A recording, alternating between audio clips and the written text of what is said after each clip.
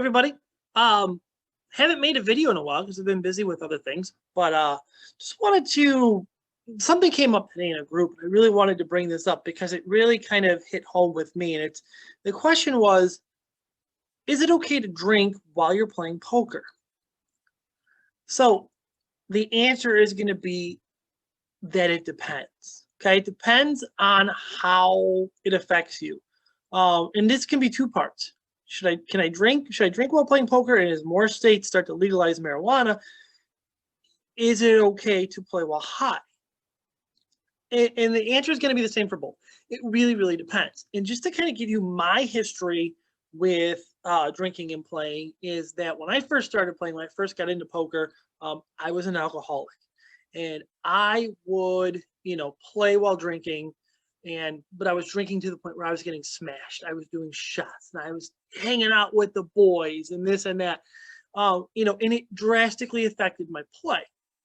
To where I was, making decisions that were probably not the best. So for me, in that situation where I was getting completely hammered, yes, I would say, no, you shouldn't do that. We even say all the time that, when we play live, we're looking for, we're looking for the players that are drunk, right? Because we know that they tend to probably be looser in play.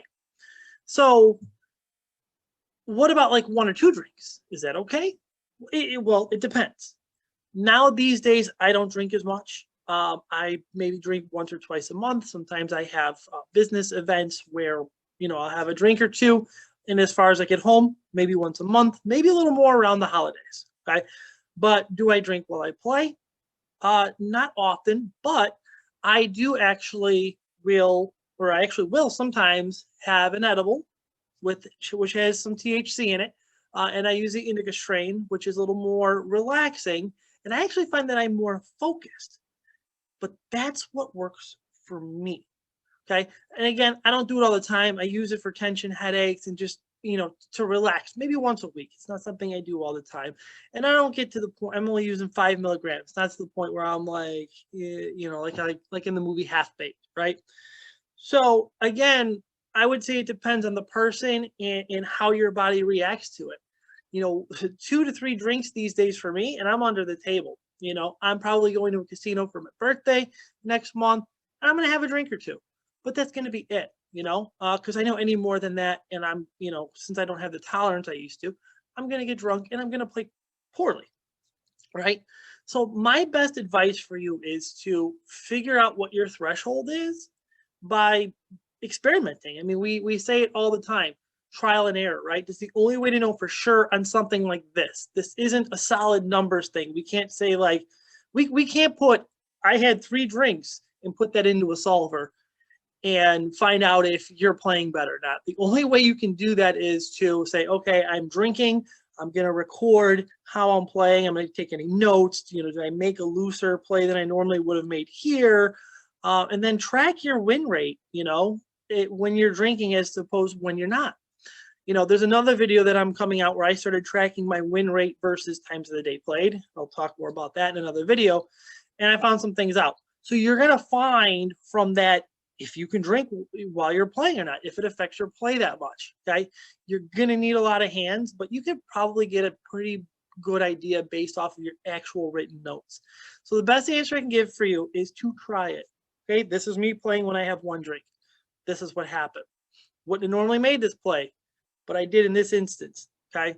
And you got to be real with yourself when you do these things. I'm like, well, I think I was a fish and I made that play because you really have to figure out, did you make that play because he was a fish, or did you make that play because you were drunk? Okay. So that's my best advice to you. Figure it out. Break it down, write it down. You know how I am if you watch anything else in this channel about writing everything down and keeping notes on everything so you know exactly what's affecting your play. That's where my specialty is. I'm going to be honest. I've told you, I'm not that great of a player when it comes to like using solvers and play this hand here, play that hand there. But when it comes to bankroll management and outside factors like health and whatnot that affect play, that's my specialty. And that's why I'm a winning player without even being that good of a technical player, right? All right. So any questions, reach out and I'll be happy to answer any questions that I can for you. Don't send me hands. I'm not going to break down hands for you because that's not what I do. So we'll talk to you later. Any health questions, hit me up.